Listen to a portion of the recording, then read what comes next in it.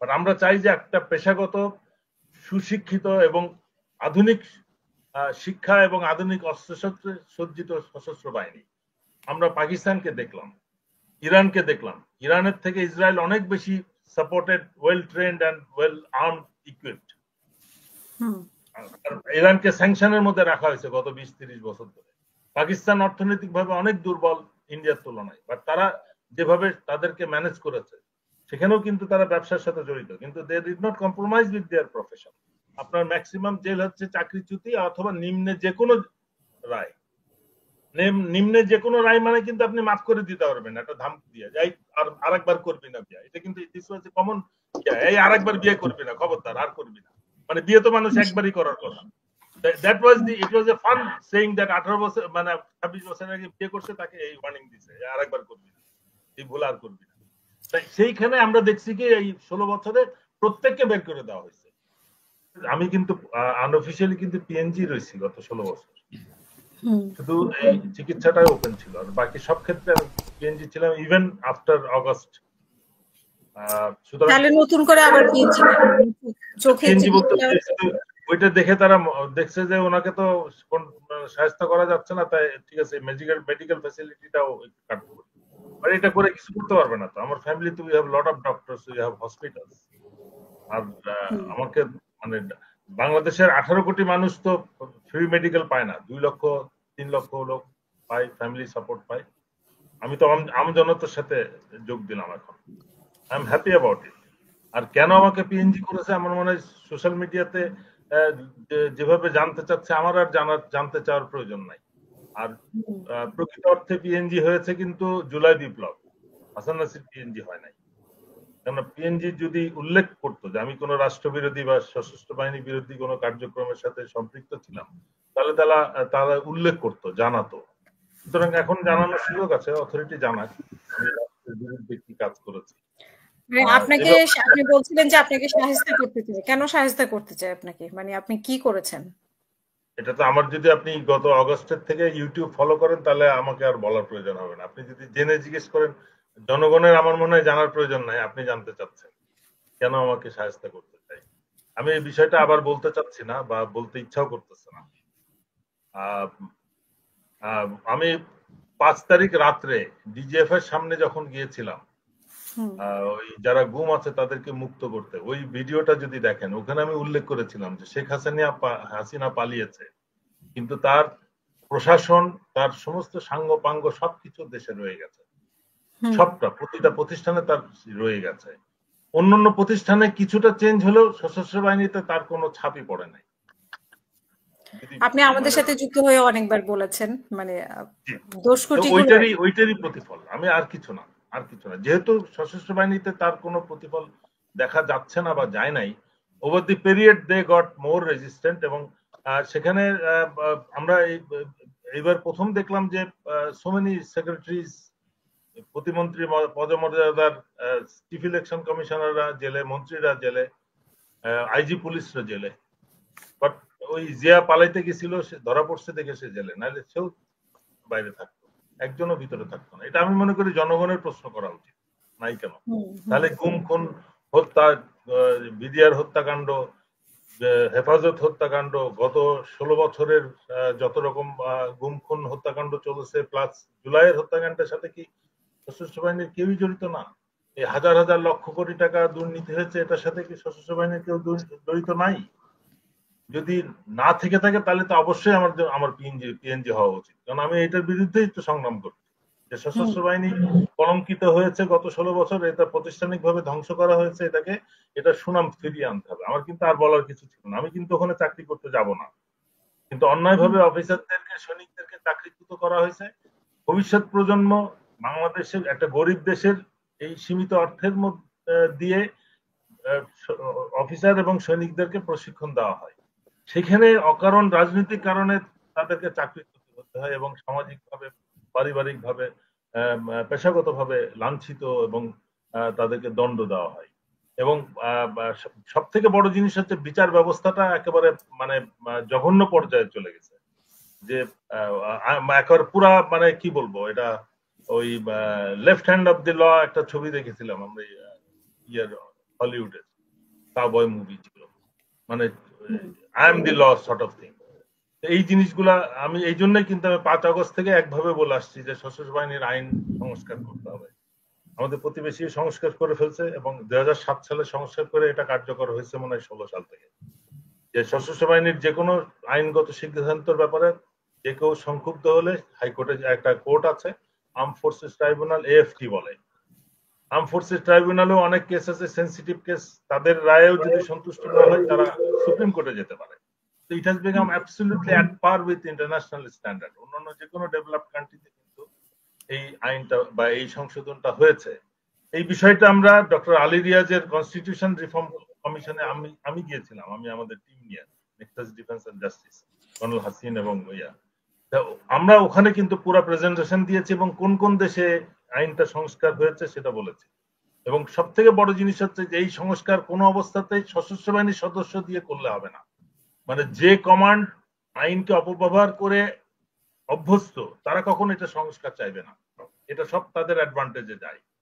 একজন অধীনস্থদেরকে কন্ট্রোল করার মানে একেবারে প্রাগ ঐতিহাসিক রুল এখানে ফলো করা, যেটা কোনো মানে সভ্য জগতের জন্য, যেটা যদি প্রত্যেকটা কেস এগুলো যদি বিচার করা হয় একটা একটা করে যদি আমরা বিবেচনা করি তাহলে রীতিমতন এটা মানে আটকে ওঠার মতো, যেটা আমরা কোন দেশে সভ্য দেশে মানে গভর্নমেন্ট উইদিন এ গভর্নমেন্ট। এটা যে এখন আমরা যেটা কিছুটা ভাব দেখছি যে ডক্টর ইউনিসের সাথে একটা প্যারালাল গভর্নমেন্ট চলার একটা টেন্ডেন্সি শুরু হয়েছে, যে আমরা একটা ইন্ডিপেন্ডেন্ট এন্টিটি।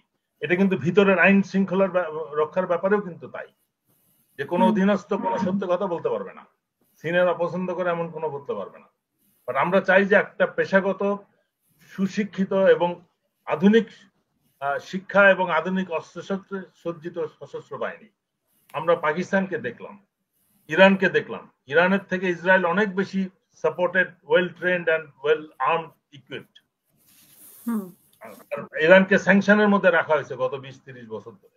পাকিস্তান অর্থনৈতিকভাবে অনেক দুর্বল ইন্ডিয়ার তুলনায়, বাট তারা যেভাবে তাদেরকে ম্যানেজ করেছে সেখানেও কিন্তু তারা ব্যবসার সাথে জড়িত, কিন্তু they did not compromise with their profession. তারা কিন্তু এই প্রফেশনটাকে, তাদের নিজের কাজটাকে কিন্তু তারা কখনো কম্প্রোমাইজ করেনি, and they have build the finest arm forces of the world. এটা যে কারণে পাকিস্তানের আর্মি চিফকে হোয়াইট হাউসে যে দাওয়াত করে তাকে লাঞ্চ খাওয়ানো হয়েছে। তো এটা আমাদের জন্য একটা শিক্ষণীয় বিষয় এবং চিন্তার বিষয়। আর আমরা এখানে এখন কি করতেছি, ওই কি বলে ওই যে কিশোর গ্যাং ধরতেছি। এটা কিশোর গ্যাং তো পুলিশের কাজ।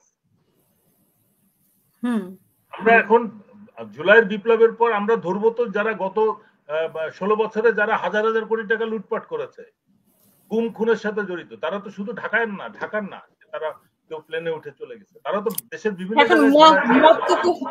মত তো হচ্ছে কিশোর তরুণদের দ্বারা।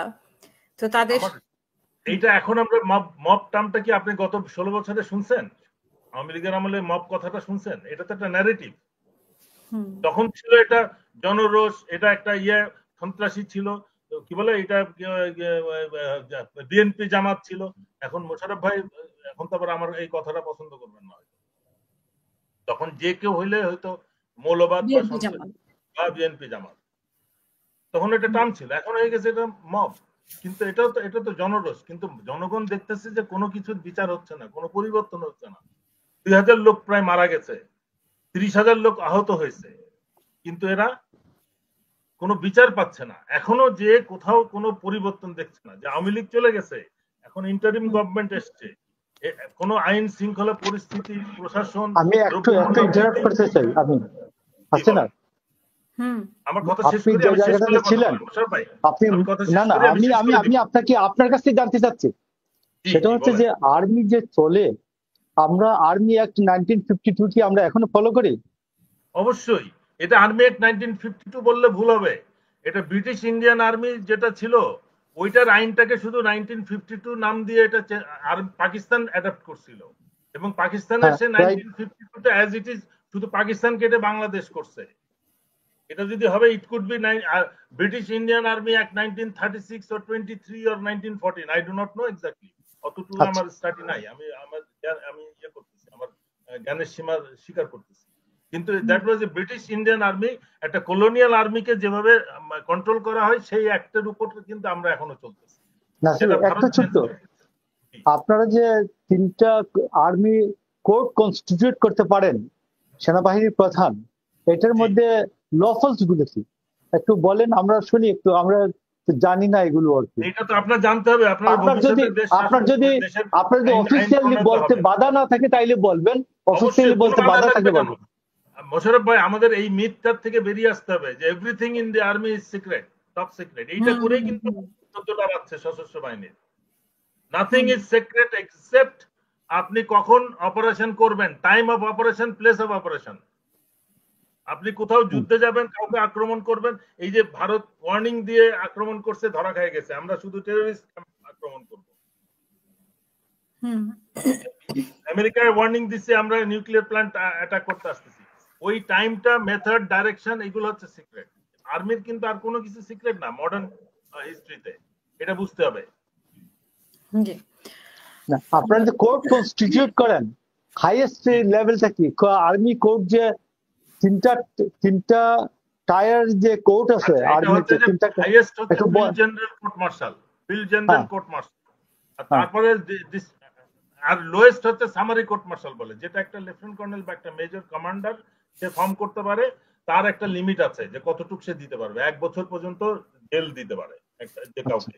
একটা অফিসারের ক্ষেত্রে আবার এটা it has to be FGCM, field general court martial হইতে হবে।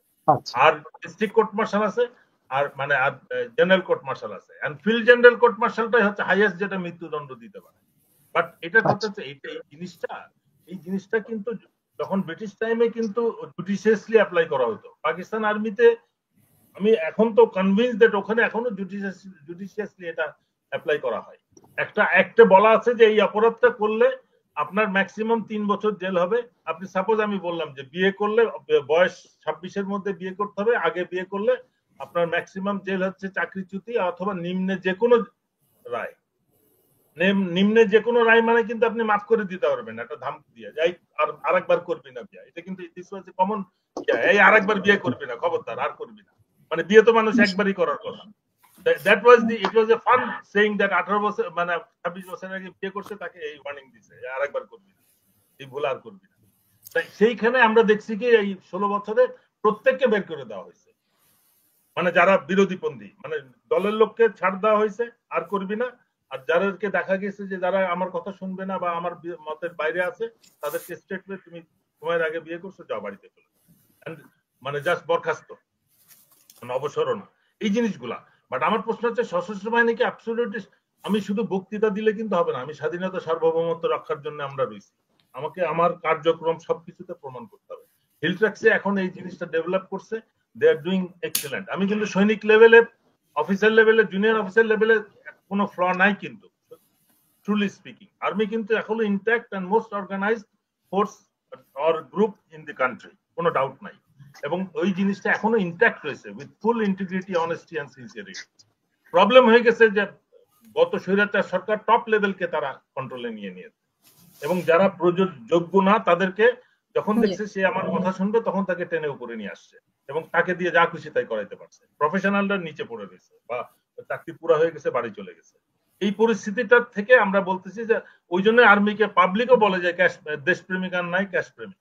কিন্তু আমাদের প্রশ্ন হচ্ছে যে আর্মিকে তো আবার দেশপ্রেমিক করতে হবে, আমার দেশের স্বাধীনতা সার্বভৌমত্ব রক্ষার জন্য গড়ে তুলতে হবে। এবং আমাদের ওই শুধু পুরানো second world war type demonstration দিয়ে আর্মির ক্যাপাবিলিটি শো করলে তো হবে না।